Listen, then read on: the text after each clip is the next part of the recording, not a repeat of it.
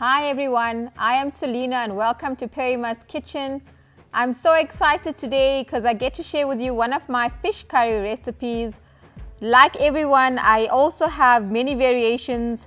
Sometimes I feel for a very sour fish curry, and sometimes I just want a fish curry with some extra gravy. Today I'm going to be making kali, sangiti, also known as hard porridge or pap. And I definitely need that extra gravy. So I'm going to share that recipe with you. You can use barracuda and other types of fish, but today I'm using some fresh Cape salmon from Nagiahs. It's cleaned and sliced and it's beautiful in fish curry. And I really hope you enjoyed this recipe. Let's get cooking. First things first, the oil police can take a break today. With fish curry, you really need that oil.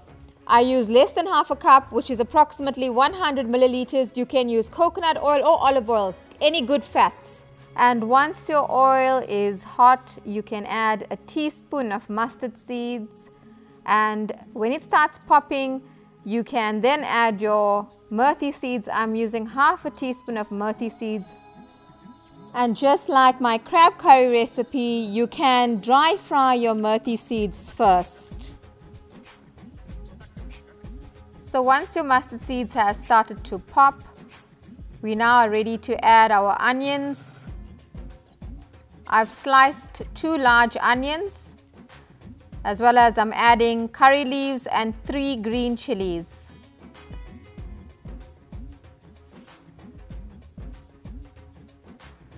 So we want our onions to become slightly translucent. Let that curry leaf and chilies fry in the oil.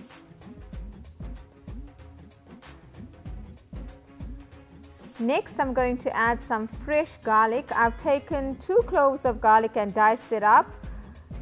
I am also going to add some more whole cloves into the fish curry when it's cooking.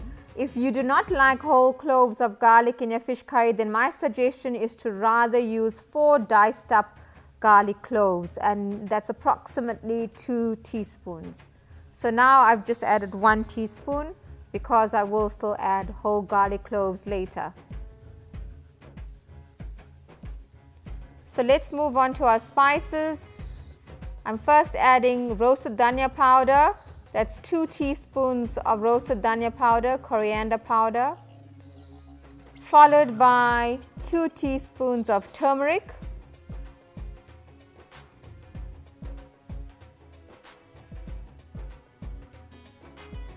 and then my cumin. I'm also adding 2 teaspoons of jeera powder, cumin.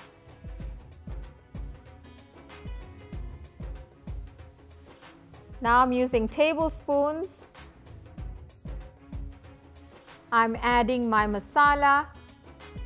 I'm using Nagiah's Everday masala. And you need 5 tablespoons of your masala. With all my recipes, all the ingredients will be found in the drop-down description below. So if you need to refer, go and have a look there. I'm now adding my chili powder.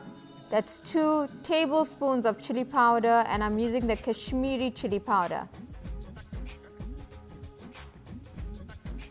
You can always turn down your heat if you feel more comfortable, especially when you have your masala and chili powder in the oil. You don't have to wait too long.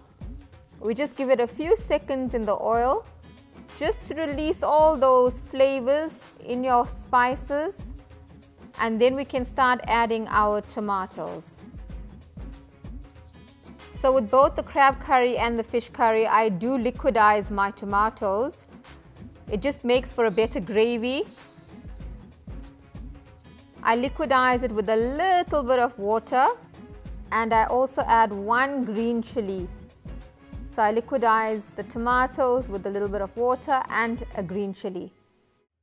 I used 7 medium tomatoes today. So if your quantities are changing, I'm only using a kg of salmon. If you are using more salmon or more fish, you need to add some more tomatoes. And bear in mind, when you use many tomatoes, we need to then balance the flavors and the acidity in the tomatoes, and we do that by adding sugar. And I've added 2 teaspoons of sugar. You can use any sweetener of your choice if you're following Never Hungry. Or if you want to, you can leave it out completely. We don't want to rush this process. The base is the most important part. Adding your fish and brinjal and other ingredients is super easy, so the foundation is the most important part. Let it simmer, and while it's simmering, please get your tamarind water ready according to your preference. So it's been about 5 to 10 minutes. The chutney has reduced down nicely. I'm ready to add my tamarind water. Today I've used 2 tablespoons of seedless tamarind, and I've added 400 milliliters of boiling water. Let that soak, use your hands, and then you can strain it. Again, it's according to your preference. You can add more puli or more tamarind if you want it very sour. And if you want more of a chutney, a thick chutney consistency, you don't have to add too much of water. Because I'm making curry today, I want that extra gravy. But sometimes I also like it sour with more of a chutney base. So it just depends on you, and you can always cook it differently every time. So we're going to let our tamarind water and our chutney simmer together for a further 5 minutes. In the meantime, prep your salmon. Make sure it's nice and clean, or whatever fish you are using today.